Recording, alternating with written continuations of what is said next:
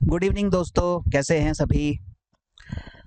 चलिए, मैं निफ्टी का एनालिसिस करता हूं और on the basis of price action और साथ साथ हमने जो डिस्कस किया था कैम्ब्रिला पिवोट थ्योरी, उसके बेसिस पर आप देख रहे हैं 9:15 पर मार्केट खुलता है। लेकिन उसके पहले हम देखते हैं कि मार्केट का सेंटीमेंट बुलिश है, क्योंकि जितने ये R3 R4 R5 बन रहे हैं आज के, वो प्रीवियस डे R3 R4 से ऊपर है।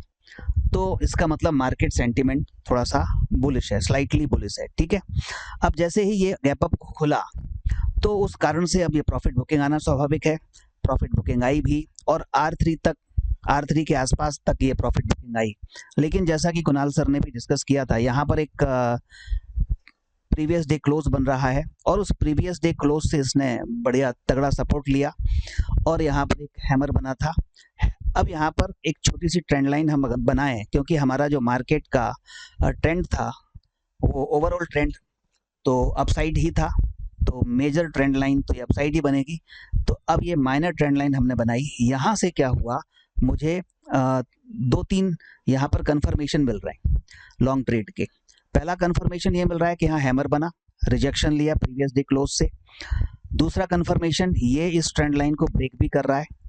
तीसरा कंफर्मेशन, R3 के ऊपर एक ग्रीन कैंडल बन रही है। हालांकि R3 R4 के बीच में हम ट्रेड लेते नहीं हैं, लेकिन यहाँ पर एक एक्सेप्शन हो सकता है, क्योंकि यहाँ पर आप देखेंगे एक रेड कैंडल, यहाँ पर एक बुलिश ग्रीन कैंडल बनी और एक सब प्रीवियस डे क्लोज भी था। दूसरा जो है यहाँ पर एक हैमर भी था। तो हैमर के ऊपर जैसे ही ये ग्रीन कैंडल इस R3 को ब्रेक करती है, हम लॉन्ग ट्रेड में जा सकते हैं और इसका टारगेट R4 तक था।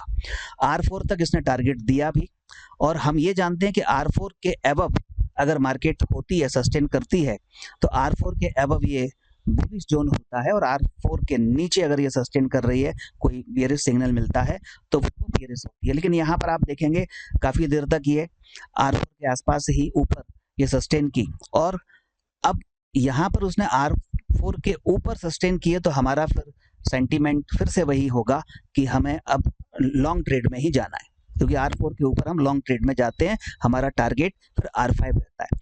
तो